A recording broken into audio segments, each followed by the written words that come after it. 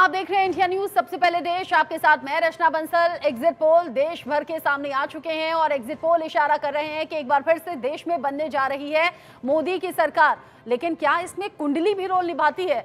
क्या कहते हैं प्रधानमंत्री मोदी के सितारे और क्यों इंडिया अलायंस तमाम कोशिशों के बावजूद और सभी दलों को इकट्ठा करने के बावजूद पीछे खिसक गया, या फिर ये कहिए कंपटीशन उस तरीके से दे नहीं पाया?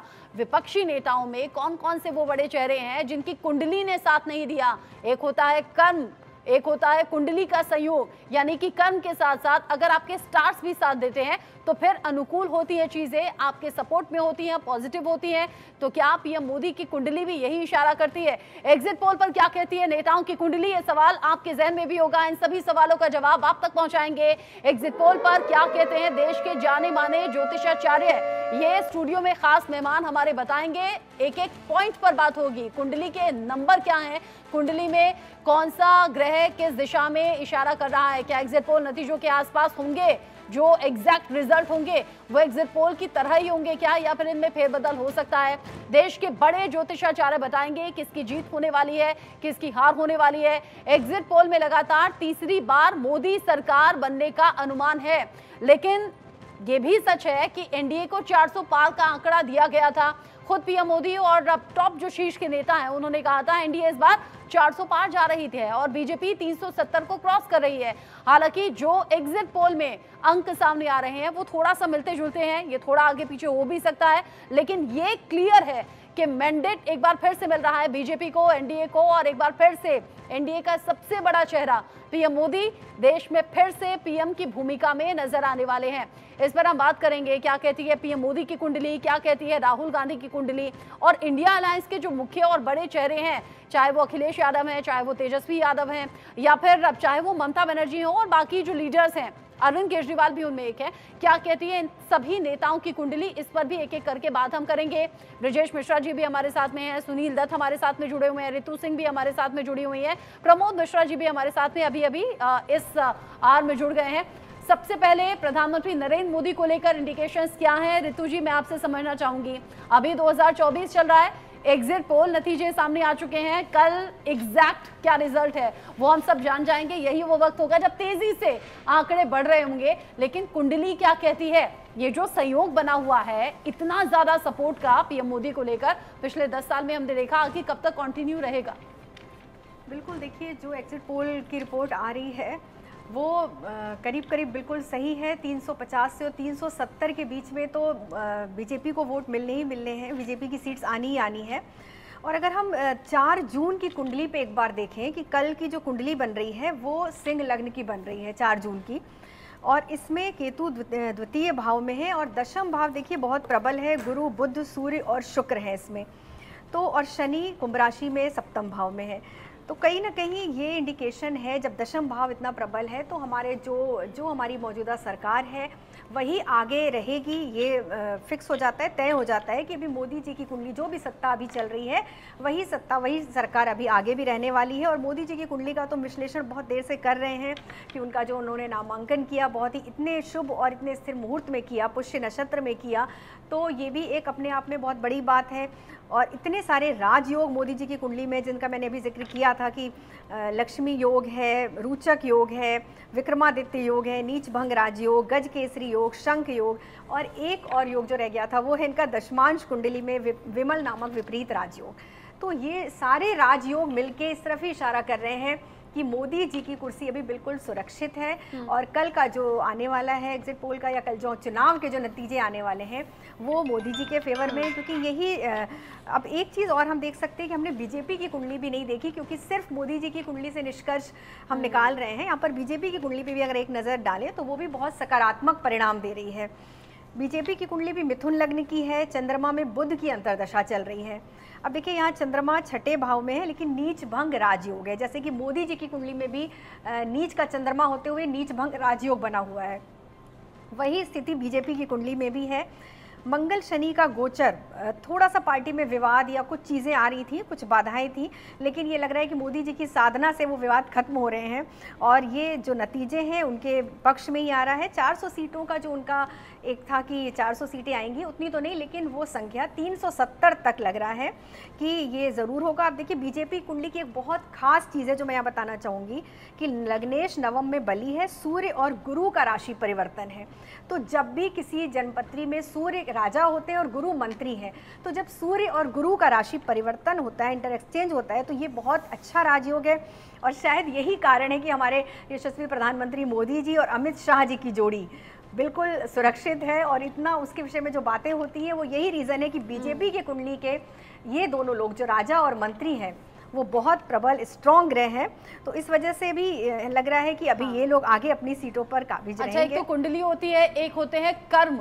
75 दिन के इस चुनाव प्रचार में पीएम मोदी ने अकेले 206 चुनावी सभा और रैलियां की हैं और चूंकि अमित शाह का आपने जिक्र किया, उन्होंने 128 चुनावी सभाएं और रैली की हैं। यानी एक तरफ तो आपकी कुंडली का सहयोग हो गया जो सपोर्ट करता है, लेकिन साथ ही साथ आपके कर्म क्या है, आपकी मेहनत क्या है, आपकी लगन क्या है, ये बड़ा मायने रखते हैं। ब्रिजेश जी, चूंकि बीजेपी की कुंडली हो गई, प्रधानमंत्री मोदी की कुंडली हो गई, कोई बैरियर नहीं है, प्रधानमंत्री नरेंद्र मोदी को फुल सपोर्ट देश की तरफ से मिल रहा है, लेकिन ये सपोर्ट बरकरार कब तक रहेगा? पीएम मोदी के भाषणों में, बीजेपी के टॉप लीडर्स के भाषणों में हम लगातार 2047 तक विकसित भारत का संकल्प सुनते हैं। देखिए, सबसे पहला नंबर मैं भारतीय जनता पार्टी की स्थापना की पत्री के बारे में बताना चाहता हूँ।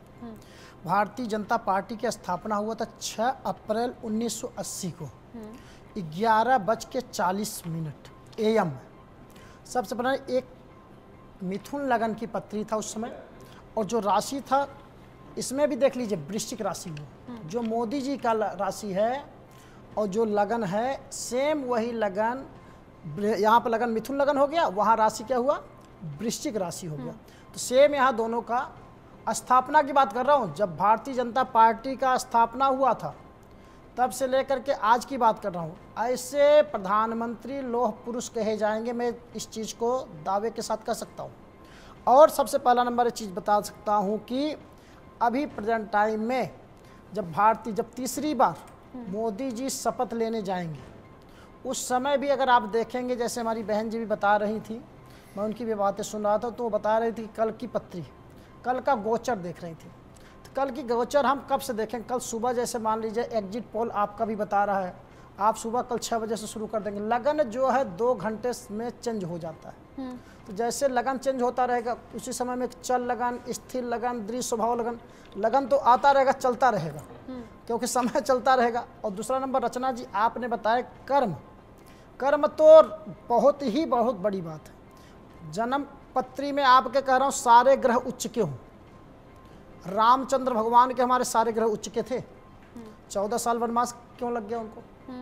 तो इसी तरीके आपके पत्री में सारे के सारे ग्रह उच्च के हों, लेकिन जो आपको कर्म है, जो आपको आशीर्वाद, जैसे बताया ना जनता जनार्दन का आशीर्वाद, तो जैसे जनता जनार्दन का जो आशीर्वाद मिलता है ना, बद्दुआ एक होता है, एक दुआ होता है, वो खाली नहीं जाता है, आपके अंदर से जो निकलता ना, अंदर से। ठीक कह रहे हैं आप। जब नोटों के बंडल निकलते हैं नेताओं के घर से, जब छापे पड़ते हैं, नोटों का पहाड़ मिलता है, और जिनके घर पैसों की किल्लत होती है, वहां से इस तरह की चीजें ही निकलती हैं कि भाई अपने घर भर लिए हैं बजाय कि हमारा ख्याल रखे हुए। और जब इस तरह के नेता होते हैं तब लोगों का विश्वास डगमगाता है।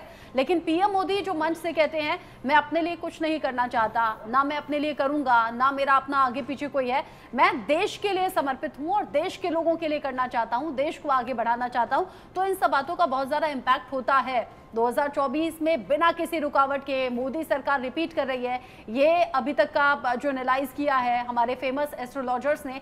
साथ ही साथ राहुल गांधी की जो कुंडली है वो कहती है अक्टूबर 2024 के बाद चीजें बदलेंगी, प्रखर नेता के तौर पर उभरेंगे, विपक्षी नेता के तौर पर उभरेंगे, लेकिन 2029 के बाद में चीजें उनके मुताबिक अनुकूल होनी शुरू होंगी। प्रमोद मिश्रा जी भी हमारे साथ में हैं। चूंकि हमने प्रधानमंत्री मोदी को लेकर, राहुल गांधी को लेकर बात कर ली, लेकिन इंडिया अलायंस की अगर बात करें, क्योंकि अगर बीजेपी के स्थापना दिवस का जिक्र कर लिया, बीजेपी की कुंडली का जिक्र कर लिया अभी ऋतु जी ने और ब्रिजेश जी ने, लेकिन इंडिया अलायंस कमी कहां पर रह गई? क्या उसकी भी डेट में या फिर उसके भी टाइम में शुभ संयोग नहीं था, जो शुभ रिजल्ट नहीं आ रहे हैं। साथ ही साथ ममता बनर्जी एक मजबूत लीडर हैं, और अगर ममता बनर्जी की कुंडली का हम जिक्र कर लें तो क्या इंडिकेशंस हैं? जन्म उनका हुआ था 5 जनवरी 1955 को, और समय जो उनका है वो दोपहर 12 बजे का है। क्या कहती है ममता बनर्जी की कुंडली? बिल्कुल, देखिए अभी चर्चा जैसे महाराज जी कर रहे थे कि कर्म की प्रधानता बहुत बड़ी चीज़ होती है, साथ में ग्रह अपना काम करता है। कहते हैं भी हैं कि ग्रहाधीनम जगत सर्वम ग्रहाधीनम नरावरः, ग्रहों के अधीन पूरी सृष्टि चल रही है, सब कुछ चलायमान ग्रहों के अधीन है। लेकिन जिस तरह से ममता बनर्जी के बारे में अगर बात किया जाए, उनकी ग्रह गोचर, साथ साथ उनके बारे में चर्चा किया जाए, तो यहाँ देखने को मिलता कि आए दिन धर्म के विपरीत ही काम कर रही हैं। और धर्म वो गति है कि धर्मेण हन्यते व्याधि, धर्मेण हन्यते ग्रह, धर्मेण हन्यते शत्रु, यतो धर्म ततो जया। तो धर्म का विपरीत आगे बढ़ना, धर्म से विपरीत होकर के काम करना, यहाँ पर जीत तो बड़ी दूर की बात है। बस इंसान सिर्फ चलता रहता है, आगे सिर्फ दिखता रहता है, बाकी वो कभी ऊंची पदवी पर या ऊंचे पद पर वो पहुँच नहीं पाता, जो कि चाह रहा होता है, उसकी इच्छा होती है। रही बात इंडिया अलायंस की बात, तो यहाँ पर हम देख रहे हैं कि आज के 6 महीने पहले 18 जुलाई 2030 को कर्नाटक में बेंगलुरु में शाम को 4:20 पर ये गठबंधन हुआ था। ये आगे बढ़े थे लोग, लेकिन उस समय के ग्रहों को देखा जाए तो उस वर्तमान के ग्रहों को, तो 9वें भाव में चंद्रमा, बुध और सूर्य की युति थी, जो कि देखा जाए राजयोग धनयोग तो बनाते ही हैं, साथ में ये अपने आप को नीचे गिराने का भी प्रयास करते हैं। वृश्चिक लग्न के अशुभ ग्रह भी समय चल रहे थे, शनिदेव की दृष्टि भी थी, तो बहुत जल्दी आगे उभरे, आगे बढ़े, लेकिन बहुत जल्दी आपस में मतभेद भी हुआ और विस्फोटक तरह से कार्य हुआ इनके अंदर। जो अलग अलग मतभेद, अलग अलग रास्ते इनके चुने गए, कोई पूरब जा रहा है, कोई पश्चिम जा रहा है, कोई उत्तर जा रहा है, कोई दक्षिण जा रहा है, कोई कुछ कह रहा है, तो मतभेद भी हुए। स्थिति ये हो गई कि आप ये स्वयं ही अपना आगे बढ़ने का प्रयास भी किया और स्वयं ही निष्क्रिय हो गए, स्वयं ही खत्म भी हो गए। तो यहाँ परिस्थिति ये है कि ये जब कहते हैं कि जो भेड़ियों का समूह होता है या बहुत सारे ऐसे लोग नकारात्मक इकट्ठा होते हैं, तो ये लोग आगे कहाँ बढ़ पाएंगे, कहाँ कुछ कर पाएंगे, क्योंकि मति एक नहीं है, विचार एक नहीं है। तो संबंध, कहते हैं संबंध, बराबरी का बंधन। जब विचार अच्छा नहीं, बुद्धि अच्छी नहीं, आगे उनकी जो नियति है वो अच्छी नहीं है, तो सोचे कि हम इकट्ठा होकर के देश को चलाएंगे। अच्छा, एक सवाल और मेरा है, क्योंकि पीएम मोदी कहते हैं मैं देश के लिए समर्पित हूं और देश के लिए करना चाहता हूं। आपने कहा अलग अलग मति, अलग अलग विचारधारा की पार्टियां और नेता जब एक साथ रहे, तो फिर नतीजा ये हुआ कि एक एक करके बिखरने लगे या विचारों में मतभेद रहे, तो उस तरीके से एकता बन नहीं पाई। क्या कर्म के साथ, कुंडली के साथ साथ आपकी मंशा भी मायने रखती है? क्योंकि सभी का नारा था बीजेपी को रोकना है, मोदी को रोकना है। बिल्कुल रचना जी, जिस तरह से डिबेट के माध्यम से कई बार हम लोगों ने डिबेट किया, आपके माध्यम से देखा मैंने, आपके प्रश्न बड़े उत्तम होते हैं और सुचारू रूप से आप बहुत अच्छे मार्मिक तरीके से आगे बढ़ने का प्रयास करते हैं प्रश्नों के माध्यम से।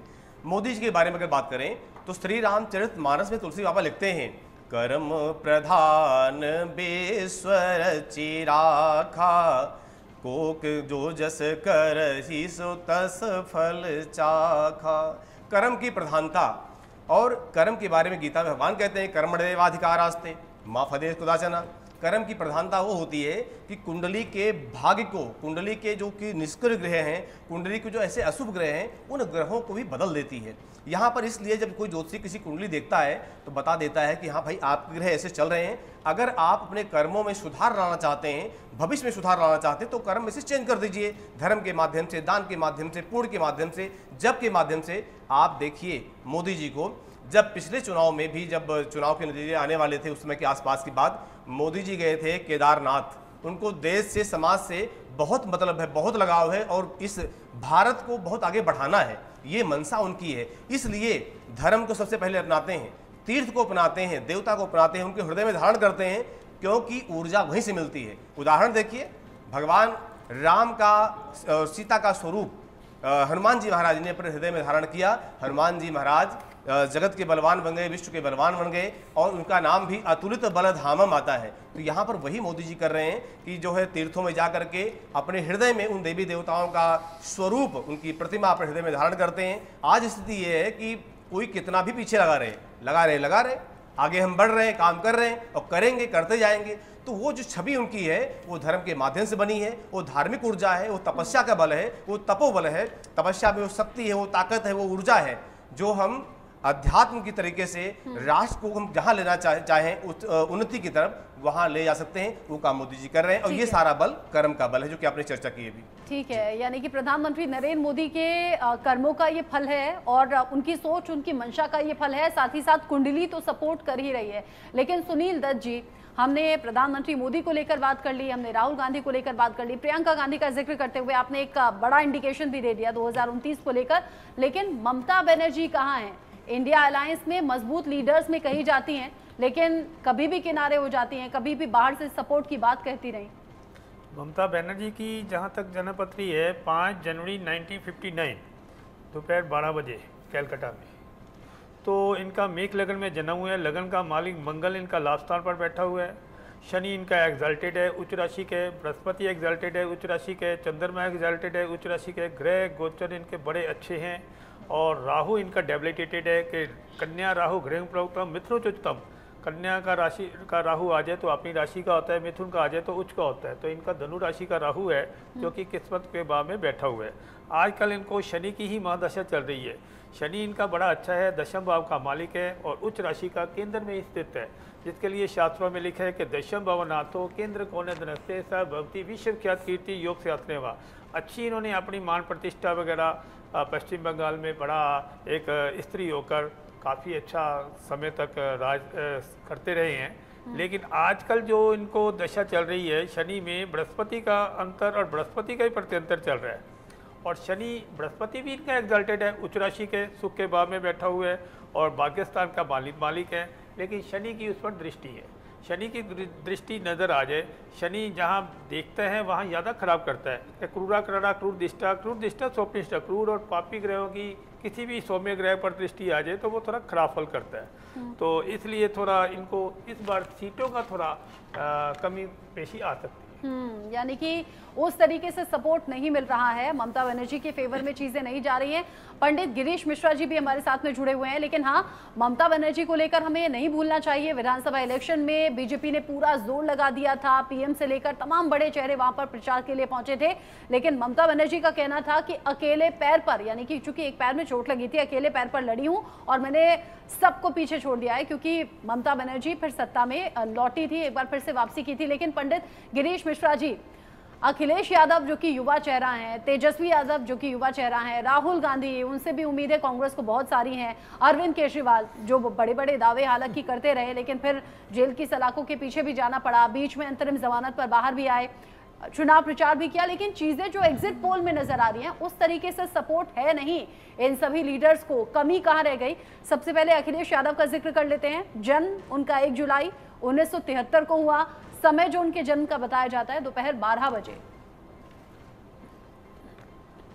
गिरीश जी, देखिए, जो गठबंधन का जो समय निर्धारित किया था, इंडी गठबंधन के नाम से जिसे बुलाया जाता है, उस समय के आधार पर जितने गठबंधन के घटक दल थे और जो प्रमुख नेता थे, राहुल गांधी से लेकर के अखिलेश तक, किसी की कुंडली में ऐसा योग नहीं है जो उनको सत्ता तक पहुंचाए।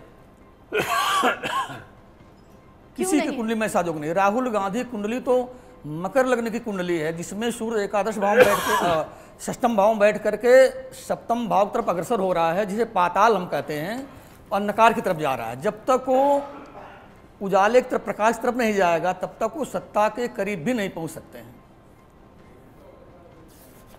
अच्छा, ये बताइए कि ऐसी वजह क्या है, और अगर ये संयोग आपको बनता हुआ दिख रहा है जो कि अनुकूल नहीं है, सपोर्टिव नहीं है, पॉजिटिव नहीं है, तो क्या कुछ चेंजेस भी हैं? हाँ, चेंजेस ये होंगे कब से कि सीटें कुछ जरूर बढ़ेंगी, लेकिन अभी राहुल गांधी को और इस गठबंधन को बहुत समय लगेगा सत्ता के करीब जाने में। और अखिलेश यादव? हाँ, अखिलेश यादव भी नहीं सत्ता करीब पहुंच पाएंगे। अखिलेश यादव की यूपी में स्थिति और कमजोर होगी ज्योतिषी गणना के आधार पर। हाँ। और जहां तक बीजेपी की बात है, तमाम चैनलों पर हम बोल के भी आए हैं, 275 के आसपास की स्थिति रहेगी। अच्छा, काफी कम बता दिया आपने तो। सॉरी 375 के आसपास। हाँ, अच्छा, 375। अच्छा, क्षमा करिएगा, 375 के आसपास। और तेजस्वी यादव को लेकर कुछ कहेंगे क्या? क्योंकि चुनाव में बहुत ज्यादा एक्टिव दिखे, पीएम मोदी से भी ज्यादा उन्होंने चुनावी रैली और सभाएं की। तेजस्वी यादव का अगर हम विश्लेषण करें, तेजस्वी यादव जरूर ताकत लगा रहे हैं और बीजेपी गठबंधन को बिहार में वो बड़ी डिफीट देंगे। अच्छा, इतनी कॉन्फिडेंट तरीके से अगर आप कह रहे हैं कि कुंडली में सहयोग नहीं है या फिर जीत की तरफ आगे नहीं या सत्ता की तरफ आगे नहीं, अखिलेश यादव और राहुल गांधी दो बड़े चेहरे हैं इंडिया अलायंस के। कन्नौज से क्या अखिलेश यादव जीत जाएंगे या हार जाएंगे, और राहुल गांधी रायबरेली से जीतेंगे या हारेंगे? जी, राहुल गांधी रायबरेली से अपनी सीट निकालेंगे और अखिलेश यादव भी कन्नौज से सीट निकाल रहे हैं। हाँ। अपनी अपनी सीट निकाल रहे हैं। लेकिन जहां तक सत्ता की बात है और प्रधानमंत्री के कुर्सी की बात है, वो लालसा उनकी धरी की धरी रहेगी, रह जाएगी। ऐसा संजोग ही नहीं बन रहा दोनों कुंडली में जो सत्ता के करीब आने वाले कितने साल नहीं बन रहा है? करीब 10 सालों तक। अच्छा, यानी 10 साल का इंतजार करना होगा। और ये समय से पहले, कहते हैं ना, समय से पहले कुछ नहीं मिलता है, और जितना आपके वक्त में लिखा होता है, वक्त के मुताबिक आपकी चीजें आपकी कुंडली में लिखी होती हैं, वही आपकी किस्मत में मिलता है।